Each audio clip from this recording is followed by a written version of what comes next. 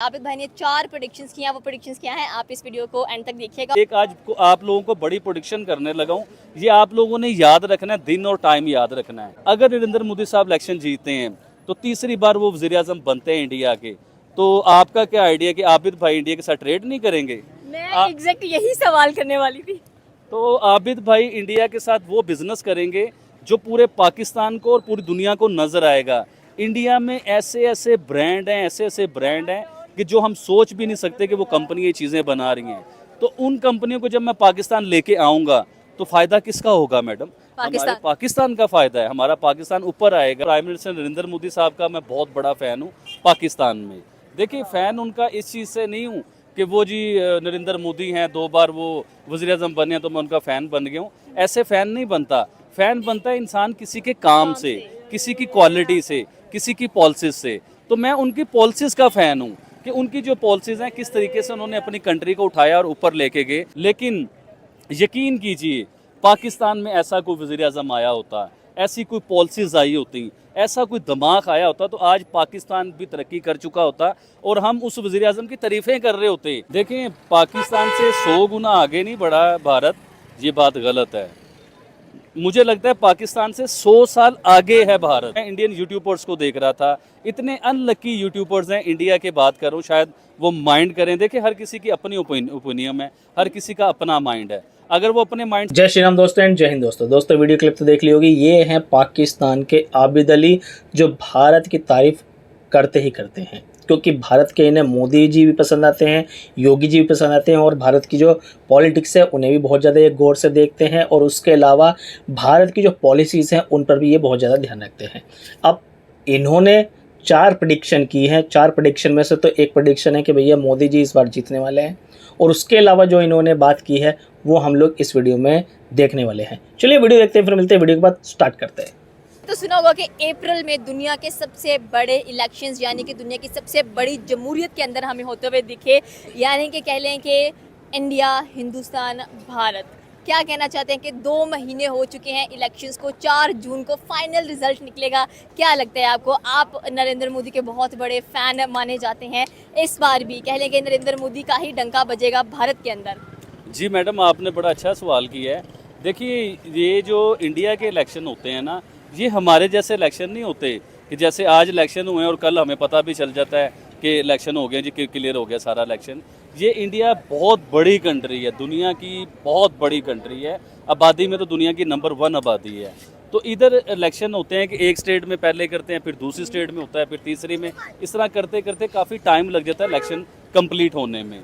तो देखिए, अब आपको जो आप मुझसे पूछना चाह रहे हैं, मेन चीज़ उस चीज़ को हम बीच में लेके आते हैं। देखिए, नरेंद्र मोदी, प्राइम मिनिस्टर नरेंद्र मोदी साहब का मैं बहुत बड़ा फ़ैन हूँ पाकिस्तान में। देखिए, फ़ैन उनका इस चीज़ से नहीं हूँ कि वो जी नरेंद्र मोदी हैं, 2 बार वो वज़ीर आज़म बने हैं तो मैं उनका फ़ैन बन गया हूँ। ऐसे फ़ैन नहीं बनता। फ़ैन बनता है इंसान किसी के काम से, किसी की क्वालिटी से, किसी की पॉलिसीज़ से। तो मैं उनकी पॉलिसीज़ का फ़ैन हूँ कि उनकी जो पॉलिसीज़ हैं किस तरीके से उन्होंने अपनी कंट्री को उठाया और ऊपर लेके गए। अभी रिसेंटली मैं इंडिया में ना मैडम, मैं भी रिसर्च करता हूँ, मैं भी कोई वर्किंग करता हूँ, मैं भी स्टडी करता हूँ। तो मेरी स्टडी चल रही थी तो मैं इंडियन यूट्यूबर्स को देख रहा था, इतने अनलकी यूट्यूबर्स हैं इंडिया के बात करूँ, शायद वो माइंड करें। देखिए, हर किसी की अपनी ओपिनियन है, हर किसी का अपना माइंड है। अगर वो अपने माइंड से बात कर रहे हैं, देखिए उनका अपना माइंड है, वो कुछ भी कह सकते हैं। लेकिन मुझे भी तो ओपिनियन देने का हक है कि मैं भी बता सकता हूँ कि यार मुझे क्या अच्छा लग रहा है या क्या बुरा लग रहा है। तो देखिए, वो जो यूट्यूबर्स इंडिया में प्राइम मिनिस्टर नरेंद्र मोदी साहब के अगेंस्ट इतने बड़ी बड़ी जो वीडियोस बना रहे हैं, इतनी बड़ी बड़ी जो बातें कर रहे हैं, देखिए उन लोगों को सबसे पहले ये देखना चाहिए कि आज से 10 साल पीछे जाना चाहिए उन्हें, और 10 साल पीछे इंडिया के हालात देखने चाहिए। 10 साल पहले उन्हें देखना चाहिए कि इंडिया की पूरी दुनिया में क्या वैल्यू थी, क्या इज़्ज़त थी, कि दुनिया में उन्हें इज़्ज़त मिल रही थी इस लेवल की जो आज उन्हें इज़्ज़त मिली है। अभी देखिए, पूरी दुनिया में आईटी अगर ग्रो करता है इंडिया का, पूरी दुनिया में आईटी में इंडिया का नाम होता है, आईटी एक्सपोर्ट होता है, आईटी से उन्हें पैसा आ रहा है, उनके लोग एक्सपर्ट हैं, तो उन्हें मेहनत से होते हैं, ऐसे नहीं होते। उन्हें करने वाला कौन है? उनकी बैक। देखिए, इस तरह हमारे प्राइम मिनिस्टर या हमारी वज़ीर आला या हमारे सदर हमारे लोगों की हेल्प करते, बड़ी बड़ी यूनिवर्सिटियाँ बनवाते, लोगों को एजुकेशन के लिए आसानियाँ करते पैदा, तो आज हमारे लोग भी आईटी में एक्सपर्ट होते, हमारे लोग भी आगे जाते। इंडिया में देखें, आज से 10 साल पहले आप रोड के स्ट्रक्चर चेक कर लीजिए इंडिया के बीच में। मैडम आप खोल लीजिए, यूट्यूब झूठ नहीं बोलता। हो सकता है मैं झूठ बोल रहा हूँ, हो सकता है नरेंद्र मोदी साहब अपनी किसी स्पीच में झूठ बोल रहे हैं, लेकिन यूट्यूब तो झूठ नहीं ना बोल रहा। आप यूट्यूब को निकालिए, यूट्यूब से पूछें कि आज से 10 साल पहले इंडिया की डेवलपमेंट क्या थी और आज डेवलपमेंट क्या है। देखें, जो पढ़े लिखे हैं वो तो इस बात पे एग्री करेंगे, वो समझेंगे इस बात को जो मैं बात करना चाह रहा हूँ। पूरी दुनिया में यही होता है मैडम कि कोई ताकतवर वज़ीर-ए-आज़म होता है ना, जिसकी ताकत चलती है, जिसके फैसले चलते हैं, जिसकी वजह से उसका मुल्क तरक्की कर रहा होता है, तो दुनिया में और बहुत सी बड़ी पावरें होती हैं जिनकी ये कोशिश होती है कि उस बंदे को डिग्रेड किया जाए या उस बंदे को दोबारा इलेक्शन में ना जिताया जाए, क्योंकि हो सकता है कि वो शख्स उनकी बातें ना मान रहा हो। ये भी हो सकता है मैडम, क्योंकि उन्होंने जो पावरफुल दुनिया में स्ट्रॉन्ग है ना, वो अपनी बातें मनवाते हैं, वो अपने फैसले मनवाते हैं। हो सकता है नरेंद्र मोदी साहब ने उनके फैसले ना माने हो। फॉर एग्जांपल, जैसे रशिया से तेल लेने की बात थी तो इंडिया ने कहा जी, अमेरिका ने बड़ा जोर दिया, अमेरिका ने बड़ा जो है अपना प्रेशर बिल्ड करने की कोशिश की, लेकिन उन्होंने प्रेशर अपने ऊपर उन्होंने प्रेशर नहीं लिया। उन्होंने कहा जी हम अपनी आवाम का फ़ायदा करेंगे, हम रशिया से तेल लेके दिखाएंगे। तो उसमें बहुत से ऐसे पावरफुल लोग थे जिन्हें नाराज़गी का सामना मोदी साहब को करना पड़ा। तो उनकी नाराज़गी के सामने की वजह से हो सकता है कि आज वो टाइम आ चुका हुआ है कि उनके अगेंस्ट ये सारा सिलसिला हो रहा है। लेकिन यकीन कीजिए, पाकिस्तान में ऐसा कोई वज़ीर-ए-आज़म आया होता, ऐसी कोई पॉलिसीज़ आई होती, ऐसा कोई दिमाग आया होता, तो आज पाकिस्तान भी तरक्की कर चुका होता और हम उस वज़ीर-ए-आज़म की तारीफ़ें कर रहे होते, ना कि यूट्यूब पे हम कह रहे होते कि जी वो ऐसे हैं, वो ऐसे हैं। अडानी अंबानी की बात हो रही थी, एक जगह पे वीडियो देख रहा था कि मोदी साहब ने अडानी साहब को या अंबानी साहब को ना बहुत बड़े फ़ायदे दिए हैं, हज़ारों करोड़ों के फ़ायदे दिए हैं, जिनकी वजह से जो है ना वो बहुत अमीर हो चुके हुए हैं। देखिए, मैं उन यूट्यूबर्स को ये मैसेज देना चाहूँगा कि प्लीज़ प्लीज़ प्लीज़ अंबानी साहब की टाटा कंपनी की आप हिस्ट्री निकाल के देखिए। जब हिंदुस्तान भी नहीं था तो जब भी ये टाटा कंपनी होती थी, जब वर्ल्ड वार चली थी ना, वर्ल्ड वार जिसमें दुनिया का सबसे बड़ा खाना ख़राब हुआ था, बहुत ज़्यादा नुकसान हुआ था दुनिया का, तो उस वर्ल्ड वार में भी स्टील जो है ना, स्टील ये टाटा कंपनी ने दिया था इन कंट्रीज़ को, यूरोप्स को। तो टाटा कंपनी उसके बाद जब उनका स्टील कामयाब हुआ तो वर्ल्ड वार में जो जंग लड़ रहे थे, उन्होंने ये स्टेटमेंट दी थी कि टाटा कंपनी के स्टील की वजह से हम लोग बच गए, हम इस जंग में कामयाब हुए टाटा कंपनी के स्टील की वजह से। तो टाटा कंपनी तो जब भी था जब इंडिया नहीं था, जब ये बड़े सगीर पाक हिंद होता था, अंग्रेज़ों का कब्ज़ा होता था, तो टाटा कंपनी जब भी थी। आप ये देखें कि एयरलाइन इंडिया की जो पहली एयरलाइन थी ना, वो भी टाटा कंपनी की थी, जो गवर्नमेंट ने बाद में अपने अंडर में ले ली। तो टाटा कंपनी और अंबानी ये बहुत पुराने हैं, ये बहुत काम करने वाले हैं और आप लोगों की इज्जत है इन लोगों की वजह से। पाकिस्तान में टाटा अंबानी नहीं है, आप समझिए इन चीज़ों को। पाकिस्तान में ये लोग नहीं हैं। पाकिस्तान में बेचारा एक मलक रियाज पैदा हुआ था जिसने कोशिश की थी सोसाइटियाँ बनाने की, बैरिया टाउन उसने बनाया, तो आज उसका नाम भी नज़र नहीं आ रहा कि वो कहाँ है। तो पाकिस्तान में टाटा अंबानी होते तो शायद आज या जेलों में होते या मुल्क से भागे होते ये लोग। आबिद भाई, यहाँ पर मैं एक और चीज़ ऐड करना चाहूँगी। अक्सर आपने देखा होगा कि हम लोग देखे थे काफ़ी कंट्रोवर्शियल चल रही है बीजेपी पार्टी, अगर देखा जाए, या कह लें कि जो इंडियन प्राइम मिनिस्टर है नरेंद्र मोदी, इनफैक्ट कांग्रेस की बड़ी तारीफें की जा रही थी कि वो बहुत अच्छी पार्टी है। लेकिन एक बात यहाँ पर देखी जाए, पाकिस्तान में रहते हुए लोग नरेंद्र मोदी को काफ़ी अप्रिशिएट करते हैं उनकी एफर्ट्स के लिए। वो कहते हैं कि इन्होंने बहुत एफर्ट्स किए और आज कह लें कि जो भारत इतना पीछे था वो कह लें कि 100 गुना आगे बढ़ चुका है।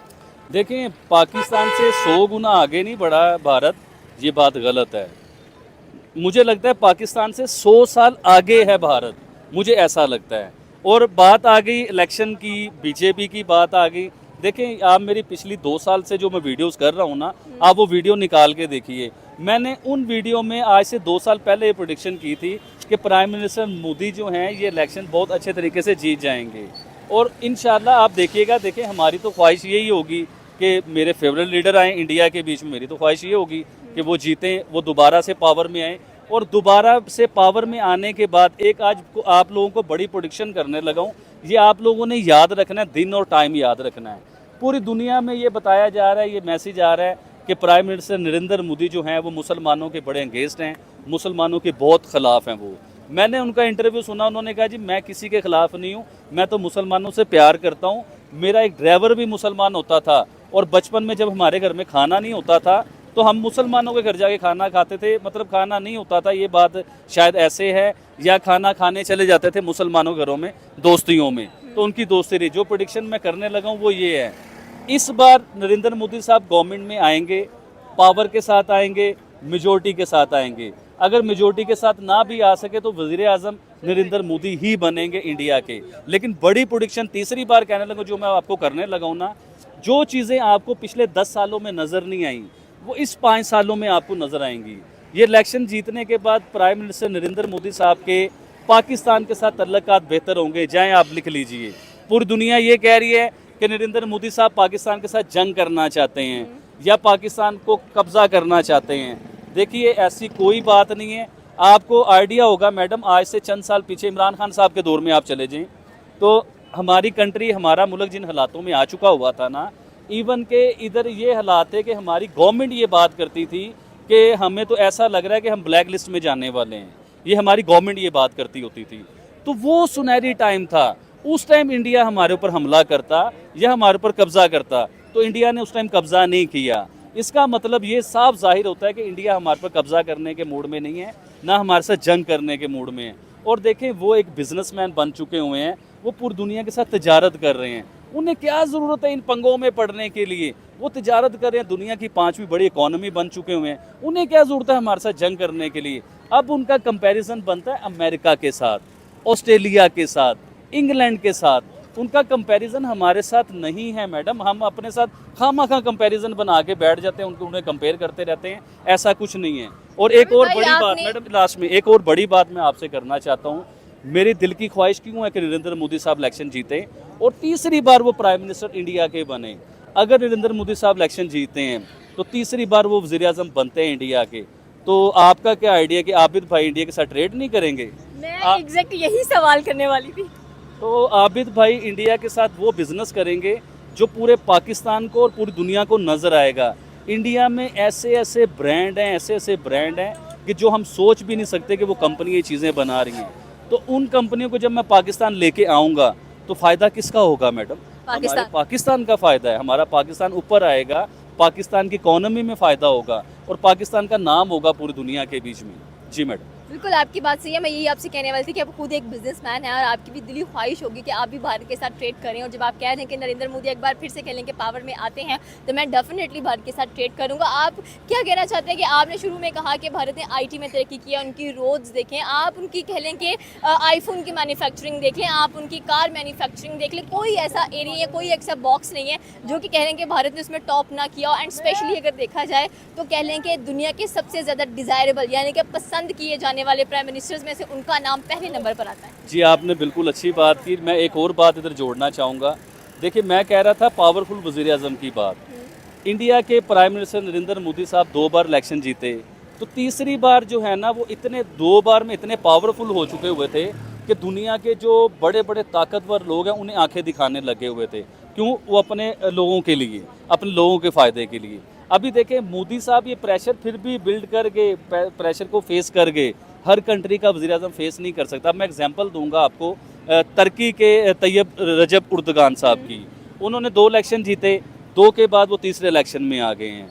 अच्छा, तीसरे इलेक्शन में आने के बाद आज तुर्की के आप मीडिया निकाल के देख लीजिए, तुर्की के वज़ीर आज़म के आप बयान चेक कर लीजिए कि वो क्या कह रहे हैं। वो ये कह रहे हैं कि अब जो है ना मैं ताकतवर नहीं रहा। वो अपने मुँह से कह रहे हैं कि अब तो मुझे ऐसा लग रहा है कि मेरी तो गवर्नमेंट जाने वाली है। तो बड़ी बात है। और फिर तुर्की की आप इकॉनमी चेक कीजिए, उनकी इकॉनमी कहाँ आ गई हुई है। तो ये बड़ी बात है कि 10 साल उन्होंने गवर्नमेंट भी की और अपनी इकॉनमी को स्टेबल रखा, बल्कि ऊपर लेके गए, 5वीं बड़ी इकॉनमी बने। और अब उनका दावा ये है कि मैं जो तीसरी बार वज़ीर आज़म बनूंगा तो तीसरी बड़ी इकॉनमी बनूंगा। यानी कि इधर तो दाद देना चाहिए कि उन्होंने प्रेशर को भी नहीं लिया, दुनिया के किसी प्रेशर को नहीं लिया और अपने मुल्क को तरक्की भी करवाई और तीसरी बार वज़ीर आज़म भी बनेंगे मैडम। बिल्कुल आपकी बात है कि तीसरी बार भी वज़ीर आज़म बनेंगे। स्पेशली अगर देखा है जैसे पाकिस्तान के प्राइम मिनिस्टर बन चुके थे, कह लें कि शहबाज शरीफ और नरेंद्र मोदी ने स्पेशली उनको एक टोकन ऑफ लव शो किया था, उनको मुबारकबाद पेश की थी। तो क्या लगता है आपको कि हमारे वज़ीर आज़म भी बढ़ चढ़ कर नरेंद्र मोदी को उनके एक टोकन ऑफ लव शो करवाएंगे, उनको मुबारकबाद पेश करेंगे? चलें एक और प्रेडिक्शन करते हैं आपको। ये इस बार नरेंद्र मोदी साहब इलेक्शन जीतेंगे, जिसे हम हल्फ बर्दारी कहते हैं पाकिस्तान में, कि जो हमारे वज़ीर आज़म बनते हैं तो उनकी एक बहुत बड़ी सेरेमनी पार्टी होती है। तो इसी तरह उनकी एक सेरेमनी पार्टी होती है जिसमें वज़ीर आज़म ने हल्फ उठाना होता है, यानी कि ओथ उठाना होता है, जो भी उनकी लैंग्वेज में कहते हैं, हमारी लैंग्वेज में जो भी कहते हैं। तो मैं आपको प्रेडिक्शन ये करना चाहूँगा कि प्राइम मिनिस्टर मोदी साहब ने जब पाकिस्तान के वज़ीर-ए-आज़म बनने पे शहबाज शरीफ साहब को मुबारकबाद दी ना, तो इधर से शहबाज शरीफ साहब भी नरेंद्र मोदी साहब को मुबारकबाद देंगे और उधर से इनवाइट किया जाएगा, आप देखिएगा। और हो सकता है, बड़ी उम्मीद है कि शहबाज शरीफ साहब इंडिया जाएंगे और ये तल्लुकात बेहतर होने हैं। जो हमें डराया जा रहा है ना, इंशाल्लाह हम नहीं डरेंगे, क्योंकि हम कभी भी मैडम गलत बात नहीं करते हैं, हम दोस्ती की और पीस की बात करते हैं। अब जो दोस्ती की बात करेगा, जो पीस की बात करेगा, आप उन्हें डराने की कोशिश करेंगे, तो देखिए ये ना कीजिए। हम सिर्फ अमन चाहते हैं, हम इंतशारी लोग नहीं हैं और हमें इंतशार बिल्कुल नहीं पसंद। दुनिया में कई जंग होती है तो हम पीस के पैगाम देते हैं कि दोनों मुल्कों में सुलह होनी चाहिए, कि ना कि लोगों की जानें ज़ाया हों। तो इसी तरह ही मैं इंडिया और पाकिस्तान के लिए कहना चाहूँगा, इंडिया का मेन स्ट्रीम मीडिया, देखिए मैडम, इधर पाकिस्तान का मेन स्ट्रीम मीडिया, ये कभी भी हमें रियल चीज़ नहीं दिखाते। ये कभी भी इंडिया का मेन स्ट्रीम मीडिया और पाकिस्तान का मेन स्ट्रीम मीडिया हमारे तक सच नहीं आने देते। ये सिर्फ इंतशार को फैलाते हैं कि इंतशार क्या है। आप किसी भी चीज़ में निकाल के देख लीजिए, इंडिया पाकिस्तान के क्रिकेटर्स का आपस में लव देख लीजिए, इंडिया पाकिस्तान की म्यूज़िक इंडस्ट्री या फिल्म इंडस्ट्री का आप लव देख लीजिए। इंडिया से कोई लोग अगर पाकिस्तान आते हैं तो वो किस तरह का प्यार और प्रोटोकॉल मिलता है, पाकिस्तान से लोग अगर इंडिया जाते हैं तो कैसा प्यार और प्रोटोकॉल मिलता है। ये सिर्फ मीडिया ने हमारे दिमाग के अंदर ये चीज़ें बिठाई हुई हैं। अदरवाइज़ मुझे नहीं लगता कि दोनों मुल्कों में कोई ऐसी इतनी भयानक किस्म की दुश्मनी है कि इनकी दोस्ती नहीं हो सकती या इनकी ट्रेड नहीं हो सकती। मुझे ऐसा नहीं लगता, सब कुछ होगा। ये मोदी साहब को इलेक्शन जीतने दीजिए, इंशाल्लाह आप देखेंगे कि इंडिया और पाकिस्तान आपस में दोस्ती भी करेंगे, ट्रेड भी करेंगे। और बड़ी बात बताता हूँ, हमारे पार्लियामेंट में ये आवाज़ें उठने लग चुकी हुई हैं। हमारे पार्लियामेंट में मिनिस्टर जो ये बात कर रहे हैं कि हमें इंडिया से ट्रेड करनी चाहिए, इंडिया चांद पे पहुँच गया, इंडिया तरक्की कर गया, इंडिया ये कर गया, इंडिया वो कर दिया। तो आज आबिद अली अगर ये बात करता है, वही बातें मैं कर रहा हूँ, तो मेरी बात क्यों बुरी लग रही है भाई? उनकी भी तो बुरी लगनी चाहिए जो इतनी बड़ी जगह पे जाके ये बात कर रहे हैं। मैं तो एक आम सी सड़क पे खड़ा होकर ये बात कर रहा हूँ, मेरी बात क्यों बुरी लगती है आपको? हमारे चैनल को सब्सक्राइब और लाइक करना बिल्कुल मत भूलिएगा। तो मिलते हैं अगली वीडियो में। अल्लाह हाफिज़। दोस्तों वीडियो ये ख़त्म और आप लोगों ने आबिद अली की बात तो सुन ली होगी। आबिद अली जो बात करते हैं वो टू द पॉइंट करते हैं और उनकी बातों में लॉजिक होता है। उनकी बातें और बिना सोचे समझे नहीं बोलते हैं वो लोग, क्योंकि आबिद अली एक ऐसा सुलझा हुआ इंसान है, उसको पता है कि भारत के अंदर जो पॉलिसीज़ हैं वो किस तरह से काम करती हैं। अपने यहाँ पर आबिद अली को पाकिस्तान के लोग बोलते हैं कि भारत का एजेंट। इसके पीछे का रीज़न तो ये है क्योंकि आबिद अली ने भारत की बहुत तारीफ़ करी है, मोदी जी की बहुत तारीफ़ करी है, एस जयशंकर की तारीफ़ की है, क्योंकि तारीफ़ के काबिल हैं वो लोग। उन्होंने तारीफ़ क्यों की है? क्योंकि उन्होंने वो काम करके दिखाया है जो किसी और ने करके नहीं दिखाया। हर बार हर सिचुएशन में अगर कोई भी देश फंस जाता है, किसी आपदा में फंस जाता है, तो सबसे पहले इनिशिएटिव लेते हैं हमारे ये सरकार, यानी कि मोदी सरकार या योगी सरकार। मोदी सरकार इनिशिएटिव लेती है और वहाँ पर रेस्क्यू मिशन करवाती है, और उसकी वजह से दूसरे लोग कहते हैं कि भाई भारत में बहुत अच्छे लोग रहते हैं, और यही पाकिस्तान को बहुत ज़्यादा चुभता है। आप लोग क्या कहना चाहते हैं इस बारे में? आबिद अली की बातों के बारे में आप लोग क्या कहना चाहते हैं? कमेंट में ज़रूर बताइए। वीडियो पसंद आई तो लाइक शेयर कर देना, चैनल को सब्सक्राइब कर लेना। नेक्स्ट वीडियो मिलेंगे, तब तक के लिए जय हिंद, जय भारत।